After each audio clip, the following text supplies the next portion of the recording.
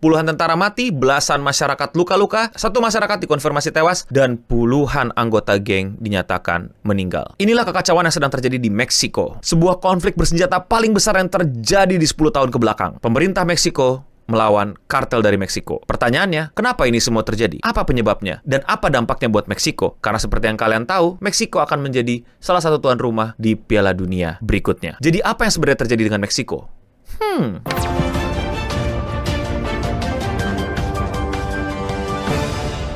Violence erupts in Mexico after of cartel kingpin El Mencho. Violence erupts in several states after Nemesio Ruben Oseguera Cervantes, one of the most powerful cartel leaders, is in a military operation. Jadi konflik besar terjadi dan ini konflik bersenjata. Perang senjata, tembak-tembakan, bunuh-bunuhan antara tentara dengan kartel di berbagai macam titik di Meksiko. Cartel fire and fury turning the streets of Mexican tourist hotspot Puerto Vallarta on this Sunday morning into something resembling a war zone. I saw massive billows of smoke to the south of town. As I walked downtown along the Malecon, I saw a couple of cars burn. Ini semua terjadi karena El Mencho itu meninggal. Lebih tepatnya dia terluka dulu dan akhirnya dinyatakan meninggal gara-gara operasi penangkapan dirinya. Dan dirinya ini bukan orang biasa. Dirinya merupakan pemimpin kartel terbesar di Meksiko, Jalisco New Generation Cartel atau yang biasa disingkat CGNG. Mexican security forces have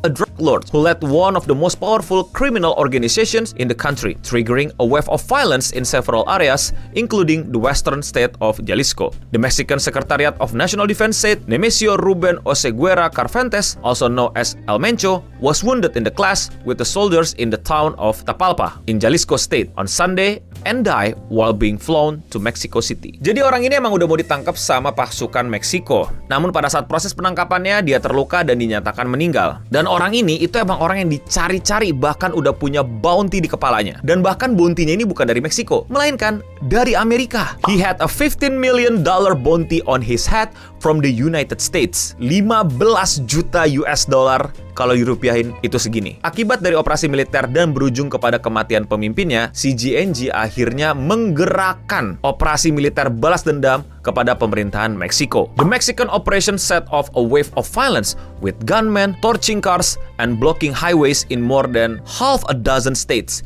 including Jalisco, Colima, Michoacán, Guanajuato, Tamaulipas. Jadi ini keributannya bukan di satu titik doang, tapi di berbagai macam titik anggota-anggota kartelnya itu turun ke jalan dan melakukan aksi pembalasan kepada militer-militer atau polisi yang bisa mereka lihat. Bahkan sampai mengganggu dan merusak fasilitas-fasilitas umum dan bahkan melakukan blokade. Coba kalian lihat video ini dan foto-foto ini. Menurut kalian perlengkapan tentara Meksiko ini udah baik dan udah modern belum? Udah ya, keren ya. Tapi masalahnya itu bukan tentara Meksiko, melainkan tentara dari kartel. Yes, mereka ini memiliki persenjataan, seragam, perlengkapan, bahkan heavy armor vehicle, akses dan kemampuan untuk menggunakan barang-barang militer yang levelnya itu nggak main-main. Yes, mereka udah kayak punya tentara sendiri, bukan kayak anggota kartel yang pakai kaos oblong terus bawa AK sambil ngerokok gitu. Mungkin kalian pernah lihat di film-film atau yang di masa lalu gitu, di bayangan kalian. Mereka terorganisir, mereka bersenjata lengkap, mereka punya hierarki komando yang jelas, mereka bukan quote-unquote preman bersenjata, mereka sudah militer. Dan begitu juga dengan militer Meksiko. Jadi ini kelas yang cukup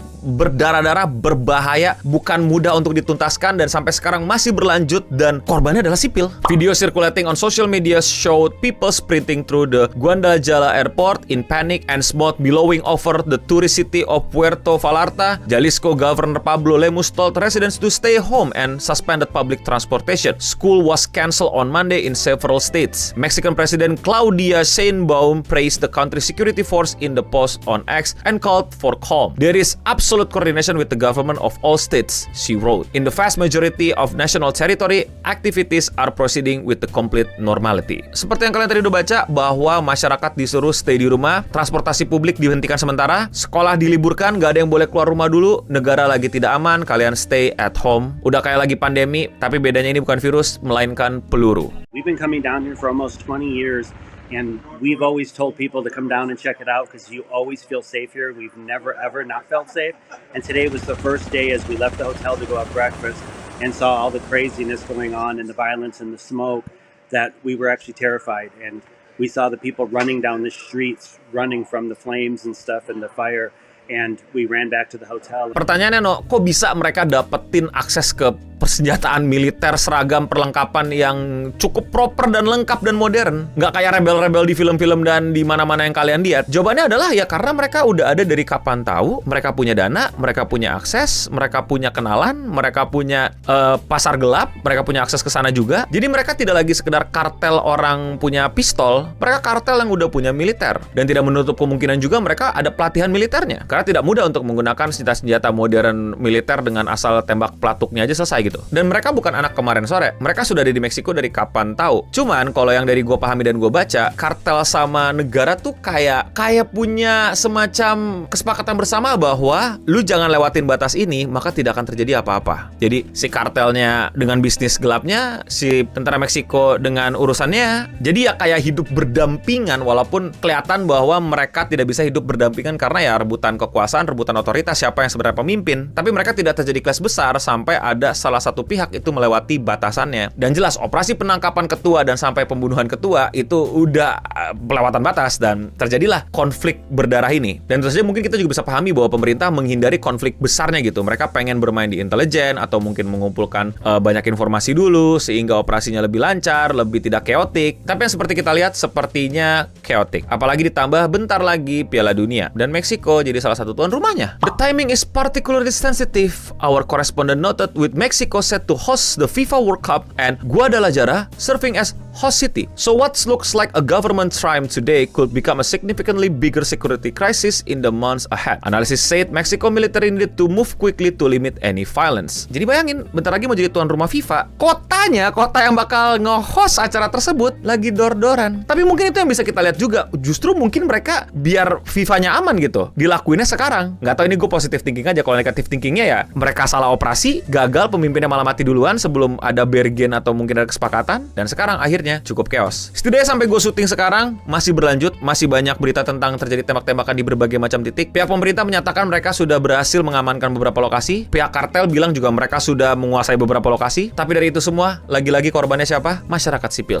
Iklan dulu boleh kali. Thank you buat semua yang udah support channel gue, terutama sama yang member alias yang klik tombol join di bawah atau tombol gabung. Yes, harganya cuma 10.000, tapi itu benar-benar bisa nge-support gue untuk terus bikin video-video kayak gini. Buat kalian yang udah join, gue ucapin terima kasih. Buat yang belum join, jangan lupa jadi member di sini. Namanya beda, punya avatar sendiri, dan lebih kelihatan kalau komen. Dan kalau 50.000, kalian bisa nyaksiin beberapa video live streaming gue yang nggak gue tampilin ke publik. Thank you Singamore Aristoteles, thank you Singamore Leo. Yang belum bisa jadi member nggak apa-apa, tetap thanks buat semua supportnya, like, comment, subscribe, dan lain-lain, atau sebarin video ini, atau di klip juga boleh. Now back to the video. Pertanyaan berikutnya adalah sekarang bagaimana dengan tetangganya? Amerika.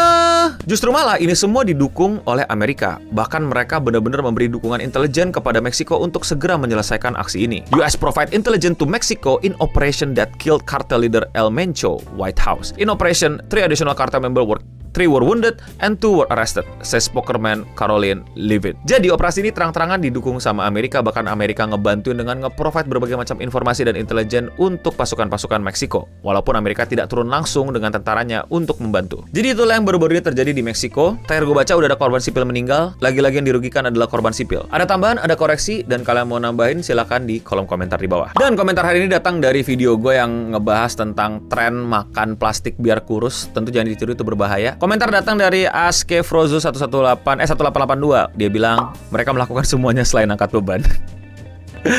Dan ya kalau komentar kalian mau dibacain ya tinggal komen di kolom komentar di bawah. Dan ya sekian seputar internet untuk episode kali ini. Gue udah mending pamit undur diri, dan untuk kita semua stay clean and sound.